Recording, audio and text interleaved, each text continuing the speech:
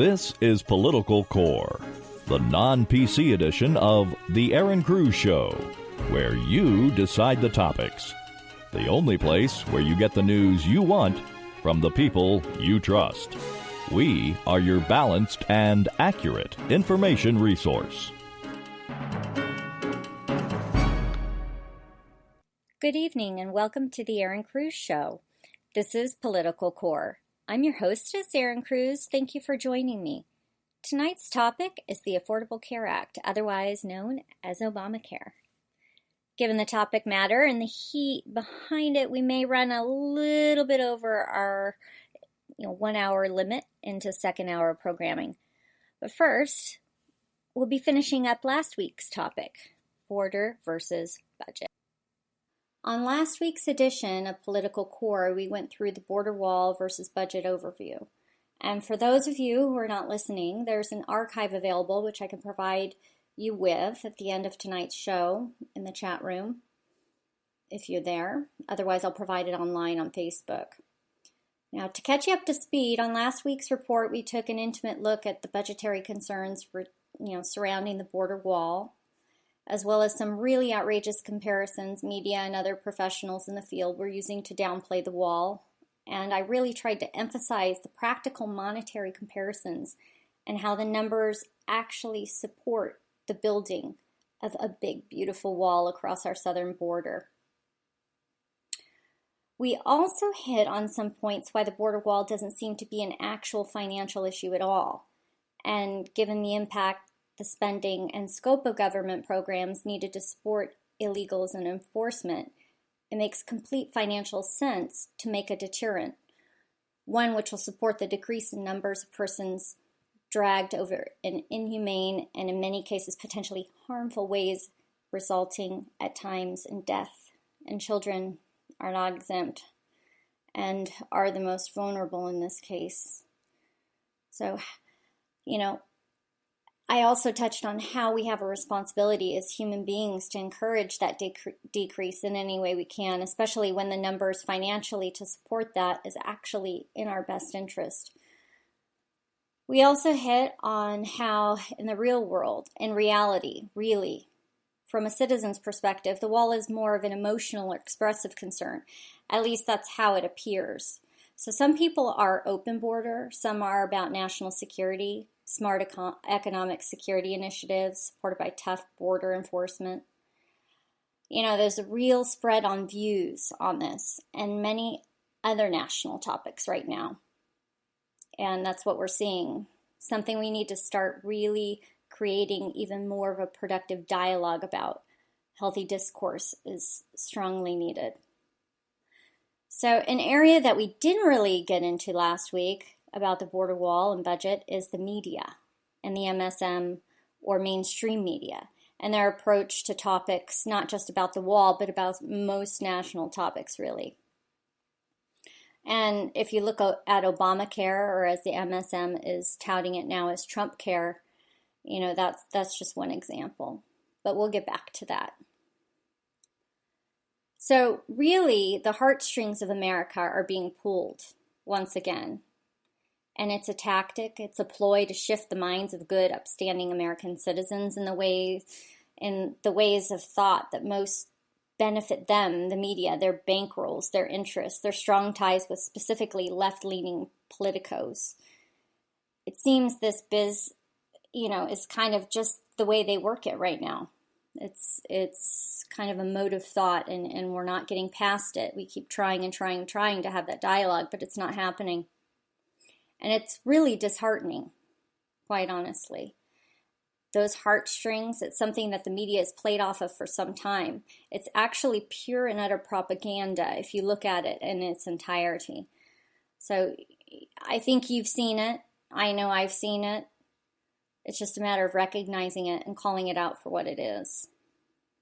But in the case of the wall, media, in fact, has used sob stories or financial excuses as to why the wall is such a bad deal for America or for Mexico, and in fact, the world. So media argues that putting up a wall takes us back to like a pre-Reagan era. They allude that borders and walls are basically a cripple and they keep people in. And the media has actually painted horrific views of oppressed persons. And in a few reports, I'm not sure if you've seen it or not, but I've seen where media actually stoop so low and compare it, our border wall enforcement approach, okay? The approach that we're trying to protect our national security interests and other things. They compare that at a disgusting level to the Berlin Wall and other notable portions of history. And now, I caution this sort of thinking, and I actually encourage anyone to think real swift about what the media is doing when they quote unquote report in that way. Okay? They are playing literally on the minds of man. They are playing political minds. You know, games with your mind. They're just playing, pulling, tugging, and playing with those heartstrings, and playing with your mind. You have to really think about that. Pull back. Look, a wall, one like the currently we have in California, in San Diego, they absolutely cut down on the smuggling of drugs and human trafficking and the trafficking of children into our great nation, which is of huge concern. In the case of this portion of the wall, the one in San Diego that we are talking about, we have a comprehensive project there, and it's a border wall protecting the southern part of the state. And it's basically a 3-part wall, and it snakes across, and it covers about 46 miles of the 60-mile boundary between San Diego County and Mexico. Now, it's not perfect. Okay, we've seen, even as early as January, we've seen a drop in the amount of illegals trying to breach the border. We do need to recognize, though, all right, that from 2015 to 2016, the numbers had risen exponentially. Nationally, in 2016, we saw the numbers rise from 337,117 criminals apprehended by Border Patrol in 2015 to 415,816, okay? And in San Diego, in our respective region in Southern California, in 2016, there was also a notable rise from 26,290 illegal aliens apprehended by Border Patrol agents to 31,891, respectively. So why did we see a rise in illegal aliens breaching the southern wall? I think it's simple, actually. I would jump kind of at it and say it's media and the Obama administration. They're responsible. I mean, it's simple in my mind and in what I see. And I read, all day long about all of these issues. And that's as clear as it is for me. But now keep in mind, though, that the MSM, the media, and then the Obama administration had a very lax approach in their addressing of illegal aliens. All right? They used and touted soft speak across our airwaves for nearly 8 years. They eroded our initiatives, basically. The Obama administration and media routinely used soft speak for illegal aliens, addressing them as undocumented persons, undocumented workers. That was another popular one. And other PC names because of the words illegal and alien. They were offensive and they could hurt feelings. And after all, these criminals crossing our borders were somehow poor little darlings that deserved a chance, right? Never mind that crossing the border is illegal, okay? And many persons in immigration type transactions and references are referred to aliens.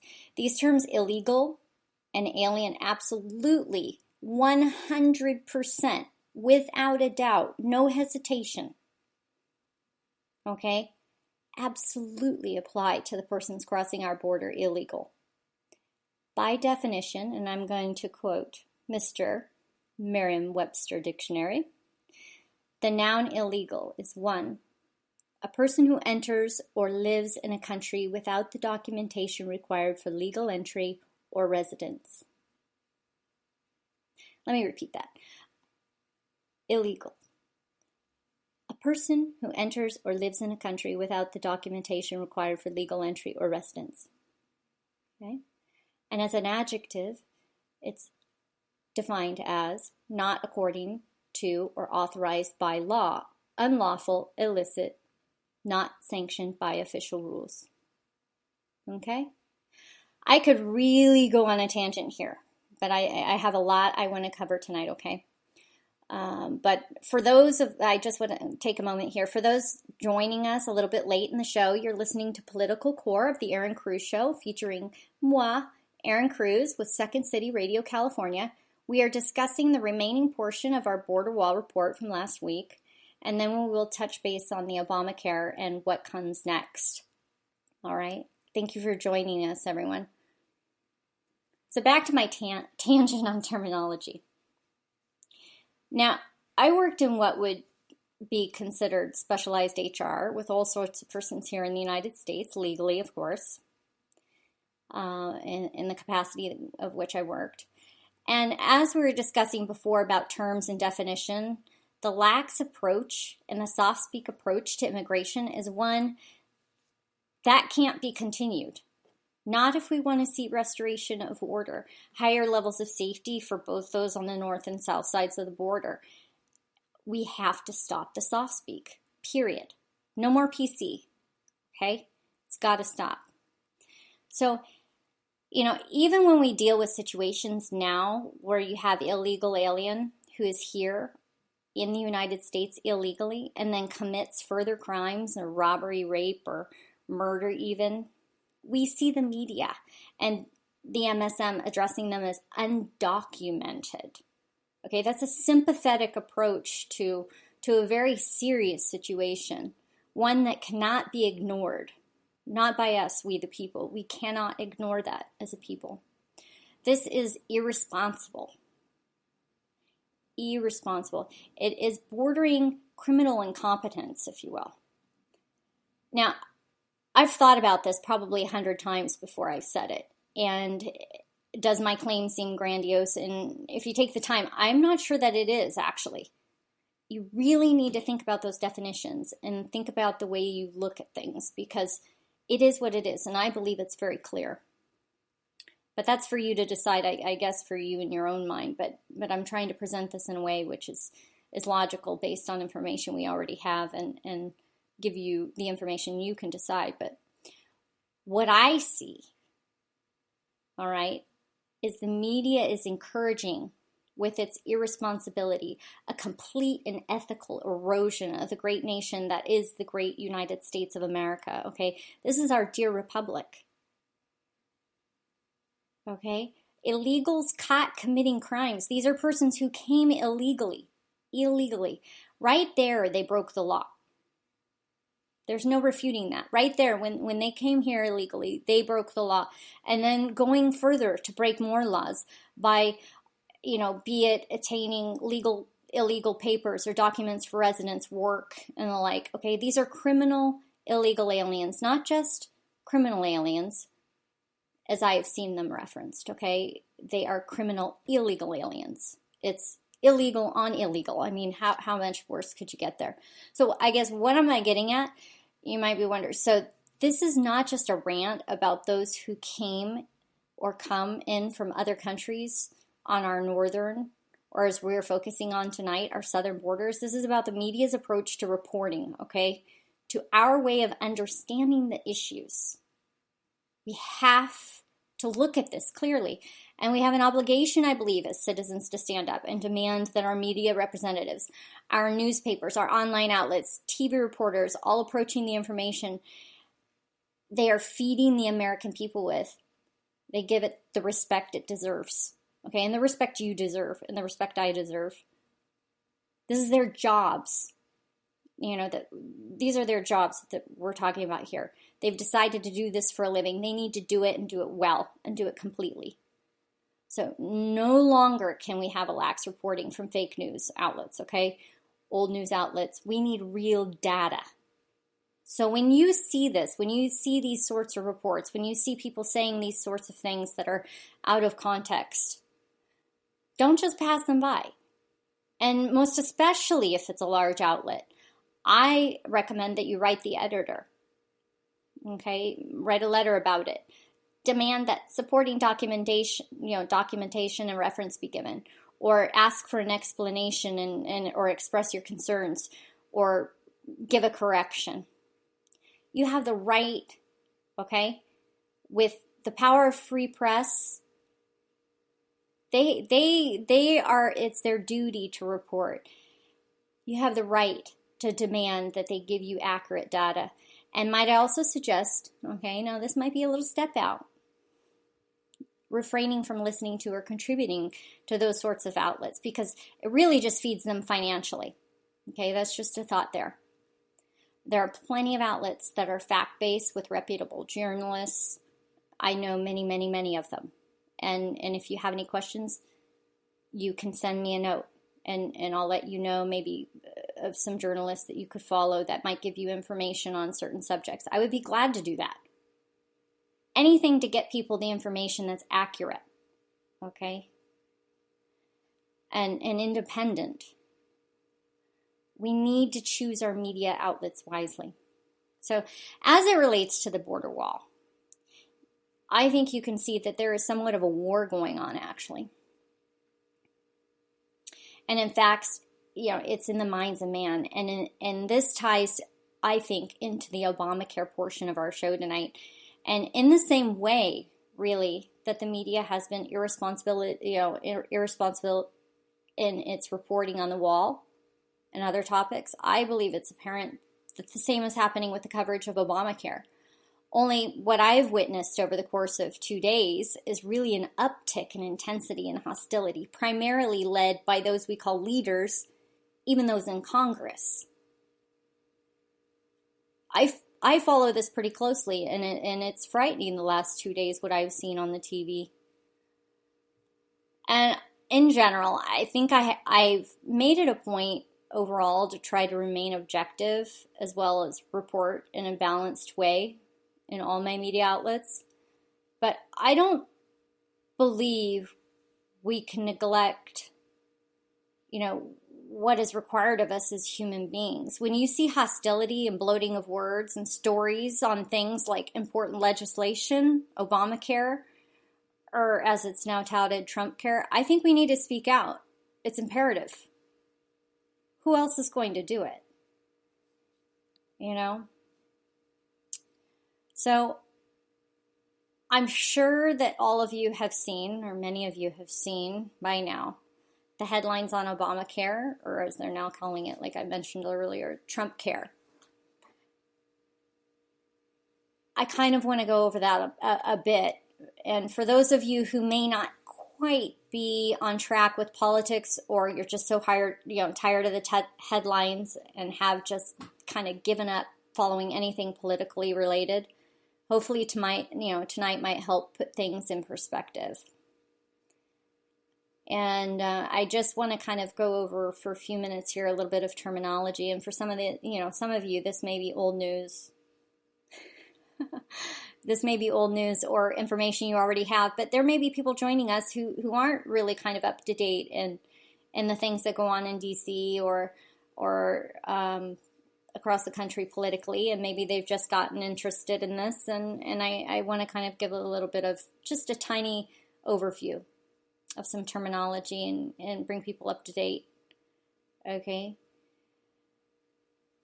What we have in the United States is called the Congress, and it's basically comprised of two houses, if you will. So one is called the House of Representatives, the other is called the Senate. And in both houses, there are a number of members. We're not going to go into all those details, but there are a number of members, and a certain criteria have to be met to pass legislation. We can do a brief series on that if we want to another time, but for right now, I'm really going to keep this short. So when bills or legislation, when they're put forth, so they can one day become law, the House or the Senate propose a bill, depending on what the bill is. And very simply, it passes or it fails. And then it's sent to the other house for a vote. There are other processes involved, but in short, once the arduous process in both houses, House and Senate are through and the legislation passes, the legislation goes to the president for signature. And the president can sign that legislation into law or he can veto the bill. Now, if the president signs the legislation, it's the law of the land. Okay? Now, if he vetoes the legislation and says, no, I don't, this is not something I'm going to sign, that legislation is sent back to Congress now, okay? And Congress can, in certain cases, now we've only seen this really recently one time, but in certain cases, they can go ahead and put forth a further vote and send that legislation back to the president, whereby the president has to sign the legislation into law, okay? Now, when we go back and we talk about the ACA or Obamacare, I'm going to kind of go over those definitions now. We're referencing, in the case of ACA, because I'm going to be talking about this a lot tonight, I want to make sure everybody's clear. The ACA is the Affordable Care Act, okay, or Obamacare, which is passed under the Obama administration. This legislation was passed on a party line vote on Christmas Eve of 2009 by the Senate. And then the following March 21 specifically, the legislation was voted on by House Democrats and also passed on a party line. It was voted on by all of the House Congress, representatives, and was passed on a party line vote. Not one Republican voted for it, and 33 Democrats actually voted against it. Okay, but it did pass. So it basically passed both houses. And Obama signed the Affordable Care Act on March 23rd, 2010. A timeline, it's pretty tight, so December to March. A timeline that isn't, not unseen. I mean, that happens fairly frequently. They're pretty aggressive with their workings there in Congress. But in any case, Republicans, basically, the next day, they put up a bill to repeal the law, unsuccessfully. And they have put up more than 60 attempts since then to impact the policy, or repeal it, or revise it, and so on. 60 times. So now I want to go into some more definitions. So when we reference the AHCA, or Trump Care, we're talking about the American Health Care Act. Okay, that's the policy which the House passed on a party line vote this week. Okay, that's the one everybody seems to be talking about on the TV. What we have now, what you are seeing in the news and all over the newspapers and the TV amounts to what I see as mass hysteria. I'm going to be very clear on this. I see it as mass hysteria over something that is more slow acting and requires so much more respect and level-headedness, okay? All right. Now, if you think back, and I'm not sure how many of you are privy to this or really remember or were kind of in the political mind and thought at this time, but if you think back down to 2008, 2009, and the negotiations of the ACA or Obamacare, or as we come into that negotiation of ACA and Obamacare, we had a government who basically wanted to take over a large portion of our economy through the legislation of a socialized type healthcare plan. Okay, it was really a call at that time for those who wanted a free market, choice, competition, freedom, less government in their personal lives and health to stand up. And this is where we saw the Tea Party, okay, comprised of libertarians, Republicans, some Democrats, many different parties. And there were other, protester groups in that timeline that were visible, but this is just the one I'm touching on. They really stepped out. There was a huge push to get the government to not get involved in our healthcare and our personal lives more than they already were. There was a huge push to look at other options. There was a huge push to kind of say, okay, can't we do insurance over state lines? Can't we do, what else can we do? We don't want government controlling our healthcare. We already have enough government in our lives. Now, it was a time to fight for government overreach. Government was going to mandate healthcare insurance. Let me repeat that. Government was going to mandate healthcare insurance, not healthcare necessarily. Government was going to mandate healthcare insurance. So they would make sure that all citizens are enrolled in insurance plans, right? Could get affordable care. Could get affordable care. Let me say could get affordable care. There were many promises made. Lower premiums, better coverages. Those who needed insurance would be able to afford it. Only this isn't how it actually panned out, right? What we've seen, rising premiums, higher deductibles. People were basically forced off of their plans and into insurance exchanges, sometimes into plans of which premiums doubled in 1 year. I just actually heard of a case today where the premiums doubled. After the person was, the family was so excited to be able to finally get affordable health insurance so they could go get the care they needed at a price that they could afford, with a premium they could afford and a deductible they could afford, only to find out that the following year when it renewed, it was so expensive. Okay, the list goes on and on. And I'm sure you've read about this or you may have experienced it personally over the last few years. I know I have personally. This year, my premiums alone went up 30%. My deductible rose as well. My coverages are similar. So basically what this equates to is less food on our tables. Really. That's the bottom line. And why? Now, that's a longer story, and I wanted to get to the guts of our story tonight. So, we'll kind of try to touch on that a little bit, but we have to look at the big picture. Look, Congress has been in talks for the last year about a strategy to try and fix the ACA or Obamacare and basically get a more functional competition. I mean, this started well before Trump came into office. They've been talking. They had already put forth 60 different, I had told you, 60 different pieces of, proposed legislation or, what have you, to try to get something to move before that even. But they have been talks for a long time about this, strategizing. And basically they want to get it, they wanted to get a more functional, competition-driven form of legislation out there so our costs would go down, premiums would decrease. So this is no new discussion, okay? This is not a new discussion for Congress. Apparently the media seems to think that this is some sort of a new revelation. Democrats seem to think this is some sort of a driven new topic and that they have to, oh my God, pull out the hair. Where did this come from? Republicans this, Republicans that. No. Okay, this is not a new topic of discussion for Congress. So the media basically portrays the current situation and it's completely hyped, inflated,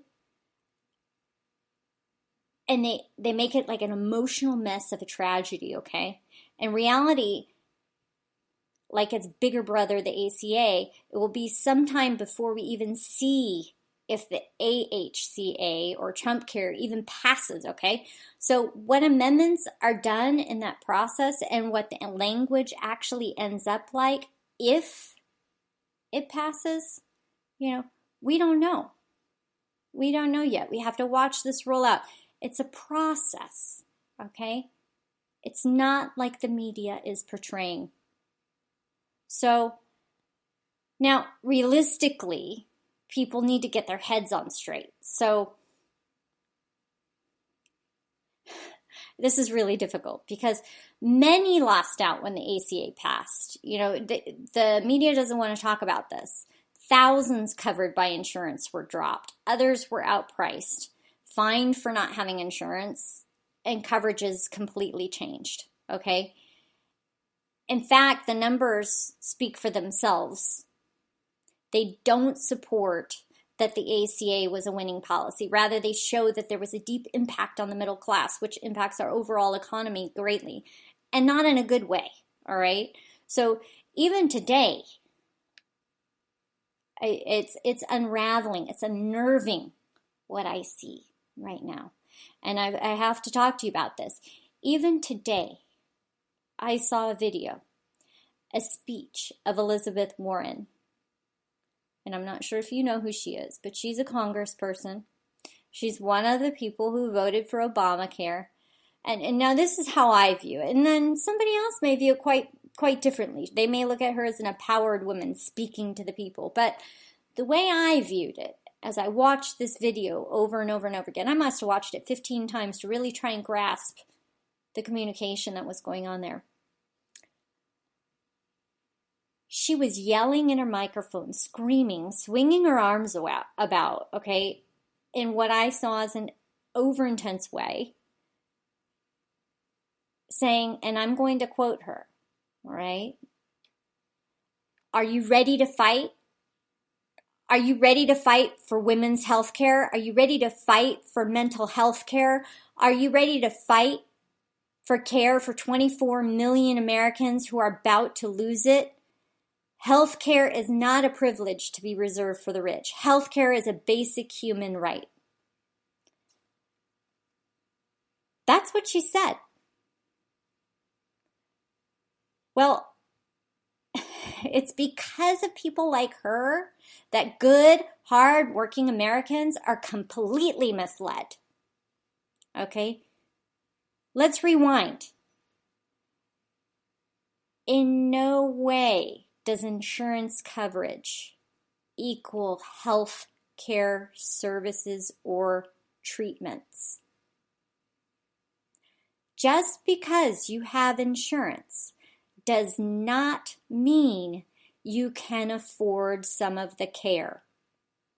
Now, I know there are people in plans who are impoverished and they may have quote-unquote free health insurance provided by the taxpayer through government. I get that there is a segment of that population, but let's look at the bigger picture, okay, and think about this. Just because you have insurance does not mean you can afford some of the care. And as we have seen costs skyrocket, even those who have insurance, like me and many others, I have insurance, some of them can't afford the care due to their high deductibles and other factors. But the flip side is under the ACA, if you don't have coverage, unless you are in a poverty level situation, you get fined. You're out money any which way you go. Food is off your table no matter what. And sure, if you have to go to the hospital and you don't have insurance, that's going to be a big ticket item too. But that again is another issue. But really, either way, you're out the money. And for the basic human rights issue, where she talks about how this is, healthcare is a basic human rights. I mean, I'm going to leave that for a completely another time because it's outrageous, actually. So, but back to the numbers. She completely goes off her rocker. And I've seen this over and over and over again, okay? 24 million under the Congressional Budget Office projections may lose coverage. Okay, that's the report. May lose coverage, might lose coverage, could lose coverage. Not will lose coverage, we need to fight for them, okay? Now, who are they and how did they come up their numbers? Let me tell you this. Many people lost their coverage after the ACA was passed back in 2010. Many people did. And people who didn't want coverage were forced to buy it, okay? And others fined if they didn't. and were made to pay a fine to the IRS. So analysts, I'm going to go into this 24 million real quick by just telling you that analysts are still looking at this. They're all over the board. I scoured the internet. I spent all day looking at all of this, talking to people. And they're all over the boards on their projections based on which way they lean with their analysis and kind of their background and how they look at economics and other things, other driving factors. They're all over the board. So, seriously, I have to agree with Nancy Pelosi on this. She said you have to pass it to know what's in it. But, well, maybe not that, but I have to agree with her in that I think we will have to pass this before we know what will actually happen. Because it's going to take time, no matter what we pass, to know what's exactly going to happen. We have to see the metamorphosis of the health care program that we line up and how that plays out and what that ends up looking like, and making sure that everyone gets, the changes they want in Congress and the revisions, and hopefully they pound that out. And then as it's passed, it's going to take time, like that ACA bill. This is a process. This is not, the instant cereal kids out there are not, okay? They're not going to get what they want now. Okay? That's what I see. They want it now. This is Congress we're talking about. This is a huge portion of our economy. The healthcare is a huge portion of our economy we're talking about. And they're literally playing with our future. I'm talking about the kids and the media and the Congress, and essentially, if you actually look at it, it's serious business. We need to take our time and kind of whittle this down and get a good, firm piece of law. And I think we can do that. I think we can do that together. But it's because of congresspersons like Warren, okay? We see mothers, like I did last night, I had shared with me on a Facebook video, and I'm not going to name the person's name, and if somebody wants the video specifically, they can reach out and I'll provide it.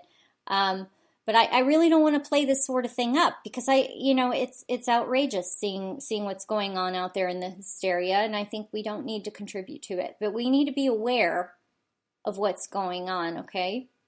But I had this Facebook video shared with me last night of a mother dragging her ill child, and I'm not talking the flu ill, I'm talking, really chronically ill child, to a government office while on videotaping herself, swinging the child around, all upset about the concern. And I say concern because we don't know what will actually become of law, yet. But here she is, her hair's a wreck, it's everywhere. Okay, she's all bent and upset about this perceived, and I'm going to say perceived, coverage loss for her small child. Now, her child receives currently, I think she says, about $12,000 a month in coverages for medicine. But she's really upset about this perceived loss of coverage for her child. And I get and I understand, I am a parent. I understand the loss of medical benefits for a loved one, an ill, person in my family. I couldn't verify the video, but I will say that to drag your children out, to put them at risk in a car, to scream and yell at security, to be asked to leave by authorities, all while you have your ill, sick child with you, it's just wrong. So, yeah, this woman and many others are upset, and we see it all over the internet as people hype up and want their 2 minutes of fame, but we need to keep a lid on it, really. There's no agreement yet on what will become the amended law, what healthcare will look like using the new insurance changes provided through the revised ACA law, AHCA, okay? People really should breathe and think about it, what the media is doing to their minds. Because the reality is there are no changes yet.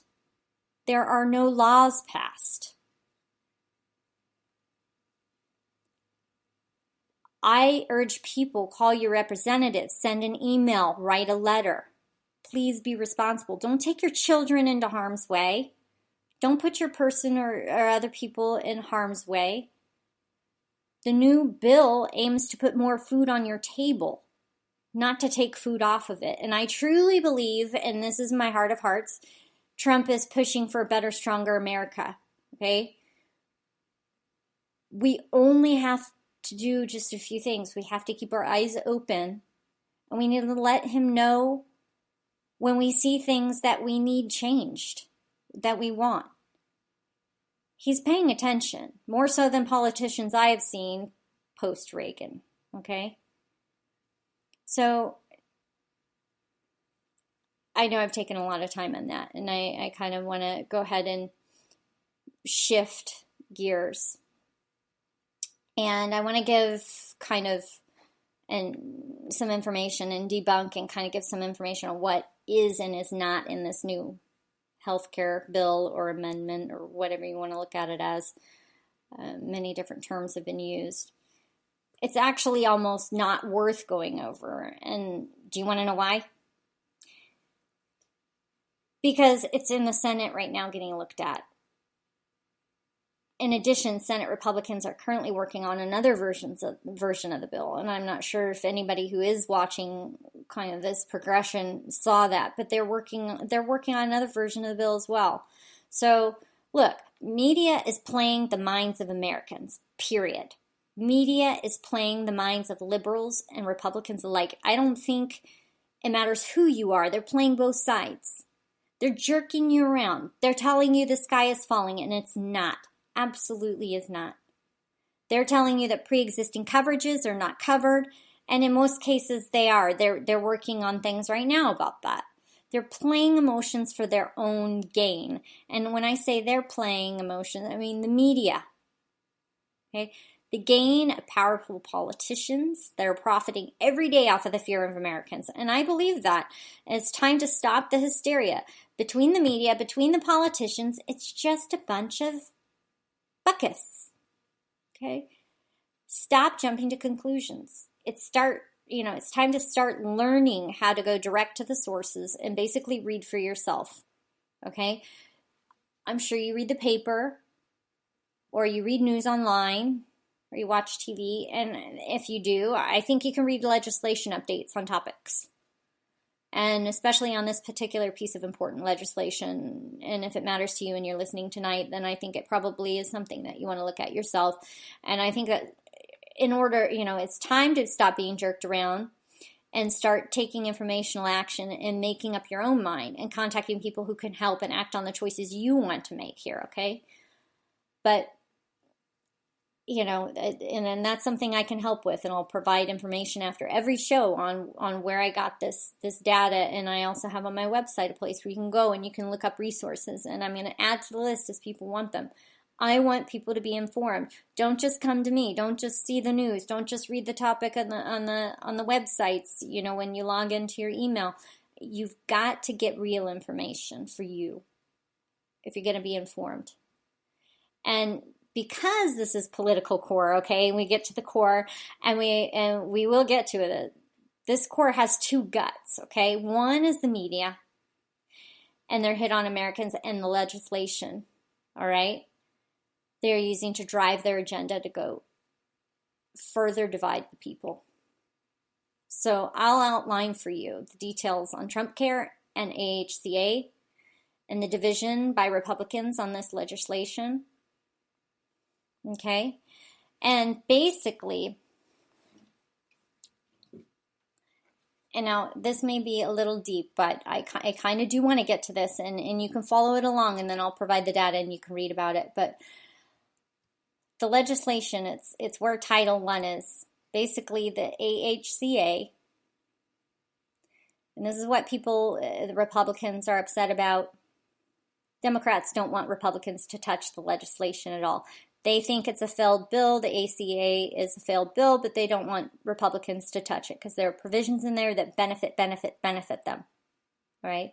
But the Republicans want to make some changes, but they don't agree on maybe what those changes are, or maybe that the AHCA didn't do enough. What they just passed this week didn't do enough. And what they're saying is that it failed to repeal the regulatory architecture of Obamacare's Title I. Okay? This is basically the part of Obamacare that's at fault for rising costs surrounding the premiums that you pay every month. Premiums have risen anywhere between 44.5% and 68% over the life of Obamacare. After pushing 7 years to repeal or remove Obamacare, Congress has this steep hill ahead, and they have to act. And they have, I mean, the media acts as if they really have not. Really, as it stands now, most states can now opt out of many portions of Obamacare, all right? So Congress has done something. Republican Congress has done something for this, but maybe just not enough. I mean, it's a start, but Title I still needs addressing, is my understanding. And Title I impacts those pre-existing conditions also that people are yelling about everywhere. So apparently over Easter, there were talks going on to figure out a way to set up high-risk pools to assist those with pre-existing chronic conditions amongst Congress. They were talking about this. And actually, this reminds me because, I love tangents. Or maybe you're just getting to know me, but I do love tangents. So the ultimate pool. So the ultimate pool is actually Medicare. Okay, many people on the left want single payer system or universal health care, but the ultimate pool is Medicare. So this was basically tailored. People always say, why can't we have that? This was tailored for the oldest, most needed group with a lifetime of pre-existing conditions that would preclude them from being eligible for most coverage out there, okay? This is one of the biggest questions. Why can't we just do that for everyone in need? Because it's expensive. And if you think prices are high now, it would literally cripple the market. I'm thinking right now, it's crippled now, right? No. Remember, anything the government gives you or gives anyone else has been taken from someone else. And in the case of these Medicare recipients, many, should I say most, paid in their entire lives to the system for their benefit. Straight and real entitlement. I mean, this is something they paid into for years. Okay? Those who need a hand up or a handout, a bit of assistance, may not have invested upward 50 years or more, sometimes 60 years or more, into this pool. So this is out. I mean, this option is out. But there are still other solutions in the works for those pre-existing individuals or those with chronic health care needs. But I think it's going to be provided in their own arena, in their own insurance pool.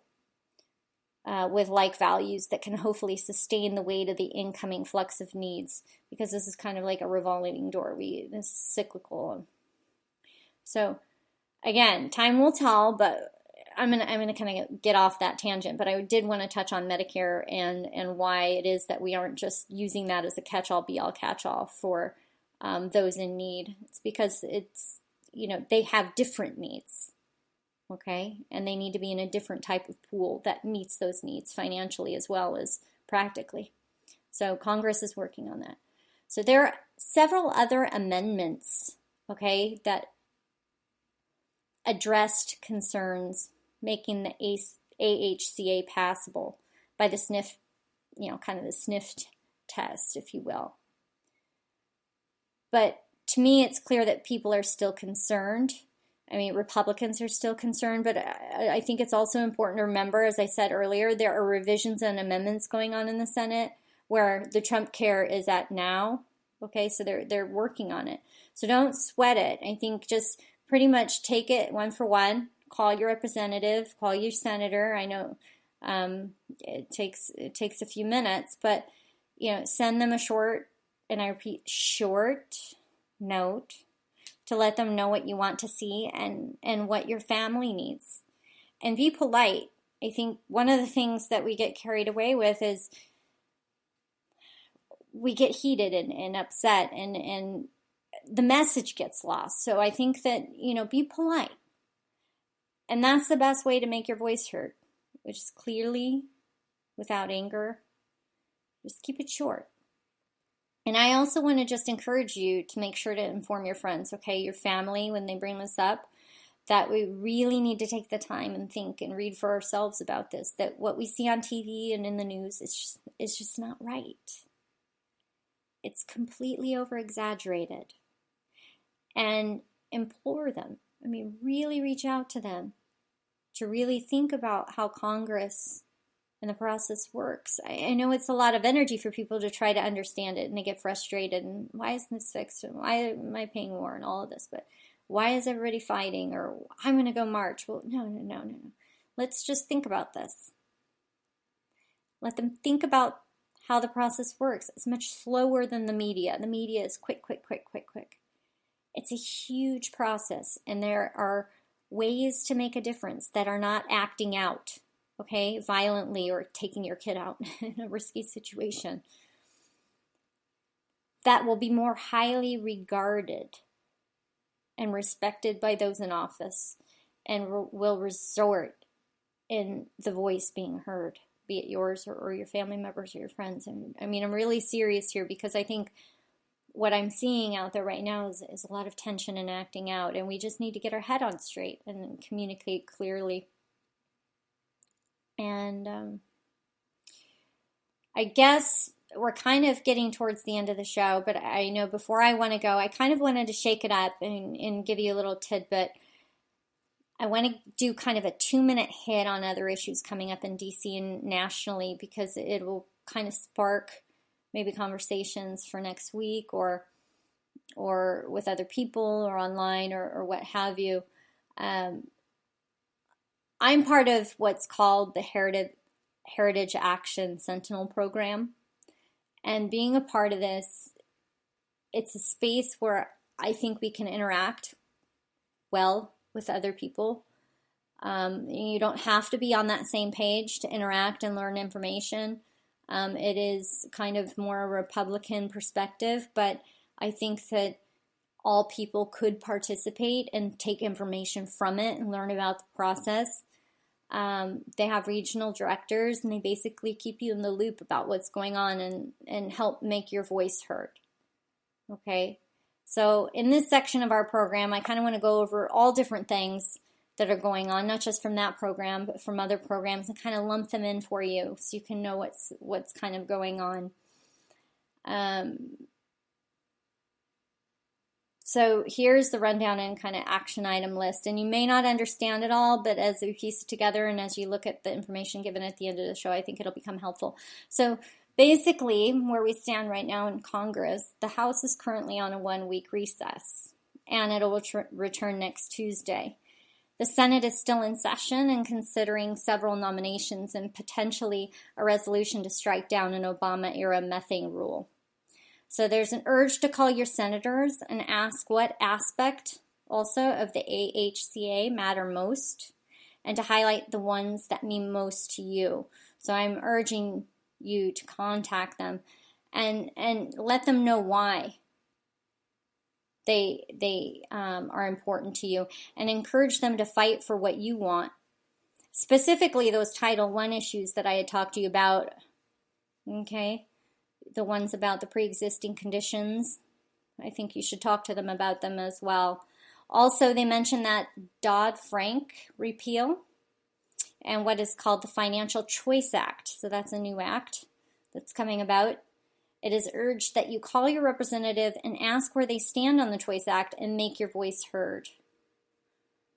All right, the Choice Act is something maybe we can talk about another night. I really didn't want to get into it here. There's basically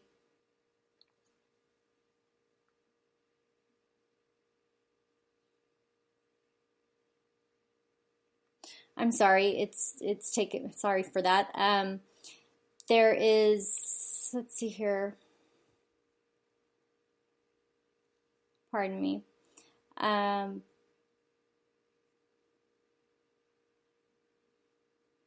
I'm taking a minute here. I was just sent some information online. So I think that there's so much more we can cover, and I could probably actually talk about this all night, but I'll have more updates in the days to come on basically the latest of the AHCA as we go through policy and Senate gets to our information.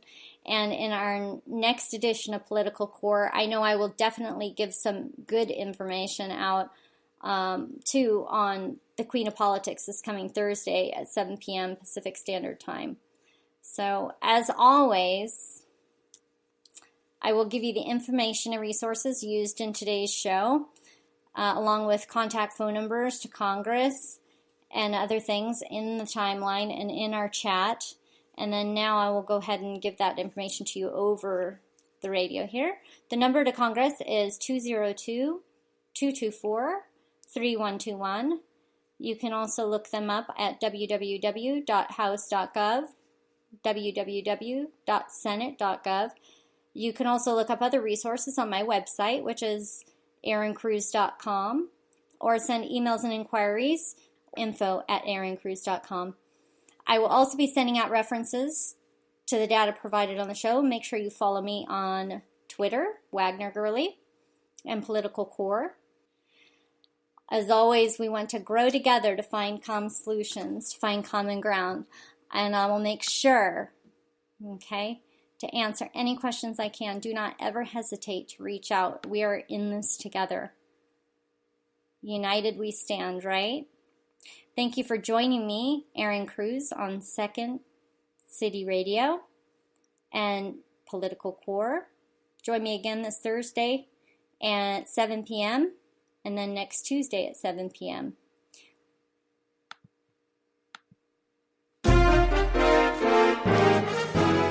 To hear more and to learn more on how you can make an impact or about Political Core and the Aaron Cruz Show, visit us online at aaroncruz.com. That's ERINCRUZ.com. Thank you for joining us, and see you at the same time and the same place next week.